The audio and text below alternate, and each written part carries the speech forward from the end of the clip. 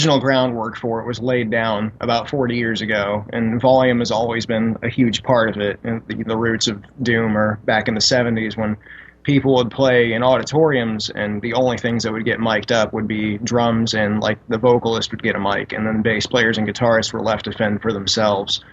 And well, I've always been operating on the idea of like, well, this is the stuff that, you know, like our parents and our grandparents' generation would have played on, so it's definitely good enough for us.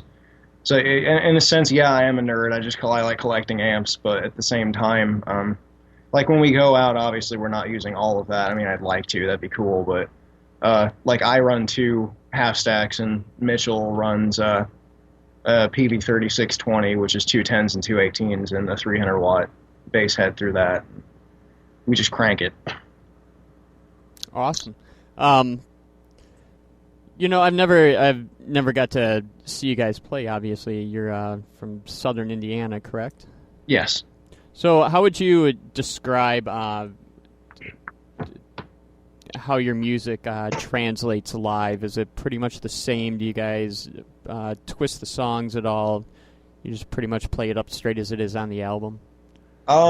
We do twist it a bit. Like I said, we tried to capture our live show as much as we could on the album, but it's obviously going to fall short. I mean, I think the album sounds tremendous, but it still falls short of what I think we're like live. It's not just going up there and playing the songs live for us. I mean, it's about if you have a song about a Viking putting an axe through someone's face, I mean, you better make them believe it. So I guess speaking of playing live, you guys got any dates coming up anytime soon?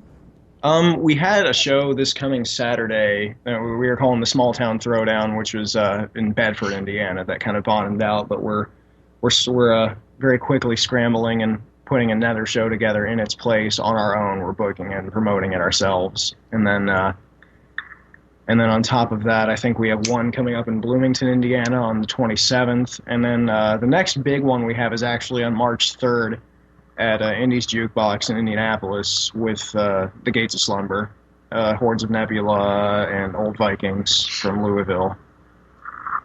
Awesome. That sounds like it should be a pretty big show. Yeah, we're very excited. What else was I going to... I wanted to know, I've asked you about influences. What kind of stuff are you listening to right now? I guess we could just kind of go around the couch here. I'm listening to a lot of goat horror. I've been listening to Carving Out the Eyes of God for the past few days. Lots of goat horror. Lots of like the Wolves in the Throne Room demos. The first two are still pretty big for me. Yeah, I've actually been digging deeper into like melodic death metal and stuff. Obviously, every once in a while when driving around in the car, I'll blast Electric Wizard, but I mainly have been just kind of exploring around death metal and mostly melodic death metal and all that kind of cool stuff. Lately all I've been listening to is Catatonia. Love them. Also like Emperor, lots of black metal, stuff like that. Awesome. What do you guys have for, future plans with the band and everything? Looking to go tour on this album at all? Looking to get back and write some more songs, do some more recording? Right now our big thing is we just want to try to push the album we have right now as far as we possibly can, and just kind of as far as like a next release, just let the songs come as they do.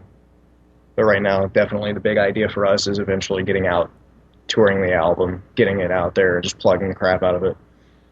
Touring for us, basically, though, is like pretty tricky because I'm still like a junior in high school, and then of course Tucker's getting ready to go back into college, and he just finished a job, and so it's always been kind of rough, mainly because I haven't even graduated high school yet. But we've always had like a few plans here and there. Summer plan to go do like California. I think we had like a Southern America thing where we'd talked about it for a while, but we haven't actually been able to really pull anything out. Something always pulls the rug out from under us, yeah, so to speak. Like a drummer leaves or something dumb like that always happens. Well, that's an interesting point that you bring up there too. Is you guys are a very, you know, in the grand scheme of things, you guys are a very young band. How do you feel that hurts you at all, as far as being able to get out and play shows, or hurts you as far as people taking you seriously, anything like that? I don't think we've had any problems with people taking us seriously. I mean, we're obviously not trying to view this as a gimmick. I mean, we like Doom. We play Doom. That's what it comes down to. And at some viewpoints, I mean, like, the fact that we're younger actually helps. Because, you know, everyone's like, oh, wow, these kids are, like, in high school, and, you know, they're totally, like, listening to Gates of Slumber They're babies. And Black Sabbath, but they're, like, these little kids, and it's awesome, and... But at the same time, it hurts us every now and then, because it's a little difficult for us to get shows around here, because it's all ages venues. And then all the bigger places, you know, where the bands that we like play are all bars, and you have to be 18 and up to play bars. And like this coming Gates of Slumber show, where we have to have a fill-in bass player because Mitchell is 17. He'll be 17 at the time of that show. And of course, my father's a police officer, knowing my luck. So. Yeah. So you can't. I'm trying to think. Oh, maybe you have to be 18 in Wisconsin, or even if your parent goes in with you, they won't let you play, huh? Yeah. No, not. I mean, like we played. There's a place in Bloomington, I think it's called the Bishop, and it's technically a bar, but like the stage is in a separate room. So there's a loophole there in the law there that allows us to play there. You know, just whenever we feel like it. But because Indy's Jukebox is laid out a little differently, like there's no way around it. Like there's kind of like this thing in Bloomington, which is like our main city that we play at, where it's like, you know, a lot of people don't want to go because it's like this lame little 13-year-old venue, you know, or, you know, this venue over here is, you know, just a bunch of emos that go there, little scene kids and stuff, which is actually like who we end up playing half the time, playing with. But so like it's kind of interesting. Whenever we played at the Bishop, we ended up getting like a completely different crowd, and like there's people that we didn't even realize existed in Bloomington. Which is all. It was good. We didn't know that there was that little underground pocket of Doom people in Bloomington until that show, and then that kind of opened our eyes up a little bit. So when you're playing at these all ages venues and stuff, then what's a crowd like that you're pulling? Is it mostly? It varies. I mean, younger? a lot of them we like a major. Lately, we've been having this phenomena where when we first started out, it was we would always get lumped in with like post-hardcore bands, you know, like Attack, the Devil Wears Prada type thing. Yeah. And like the crowd was very, you know, predictable who would show up. But then the more we played there, the more that we kept getting more and more people coming just to see us, and it just took off. And the hardcore bands have actually started to like flake out.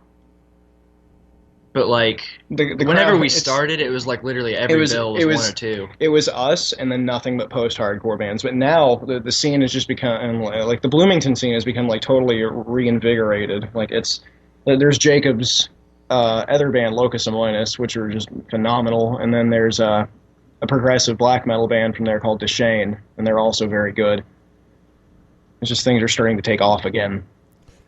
So at these all ages venues, are you pulling a crowd of people that are, you know, 21 and older, or is it mostly just a younger crowd? Every now and then we'll get some 21 and older, but a lot of them are, you know, like in our age area, kind of like Jacob's 18, Mitchell's 16, I'm 20, so more in our age group. Okay, so hopefully the show that you have with Gates of Slumber and stuff will help allow you to play for an older audience. Is kind of definitely. Especially being in like Indy. Because one, it's bigger, and two, it's not Bloomington, so it's helping us expand a bit. Oh, that's, you know, I find that very interesting because, like I said, having not seen you live, so I guess I wouldn't have realized that your drummer's that young, so you would have a hard time, you know, playing in bars and stuff, which is where the older crowd goes, but, you know, following you on the internet and stuff like that, it's a whole completely different thing. Mm-hmm. It seems like you have a much older crowd of a following on the internet, so it's just trying to find a way to transfer that into, you know, people that show up to watch us play. It's a matter. It really is a matter of just playing at the right place at the right time. Yeah. Well, excellent. How can people get a hold of you? Facebook is the best way, and then also through email and YouTube. We're on YouTube a lot. Our MySpace used to be like our main deal, but But like, MySpace is dead. that was mainly just because it has the music player. But we don't really update it a whole lot anymore. But yeah, like Tucker said, is mainly just Facebook and email. And YouTube. Yeah, YouTube. Okay. So if somebody wanted to buy your album, they could find We links have- to it from your we have- Facebook page. We have physical copies of it up for sale on eBay, and with international shipping on there too. Excellent. Anything else you'd like to get out there to the listeners? It's good. You're grand. Okay. I think that's about does it for us.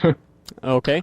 Then I guess one last thing. We're going to close this out by playing another tune from you guys. We're going to play The Island. Why don't you guys tell us a little bit about the song before we go into it?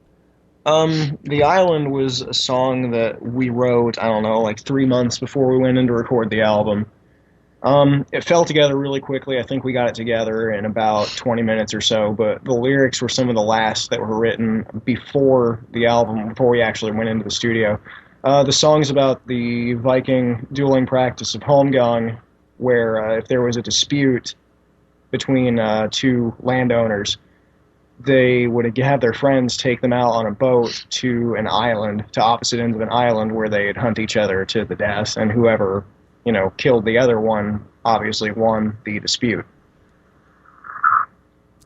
Excellent. I think that kind of sums up the sound of the music anyways. We're trying to find some way to put that into music form. Well, awesome. Thank you guys very much for joining me today. Thank you, Jeff. You bet. And I hope that you guys make it up this way sometime soon. We'll certainly try. All right. Excellent. Once again, this is The Island from Thorax. Crank this one up. Cool.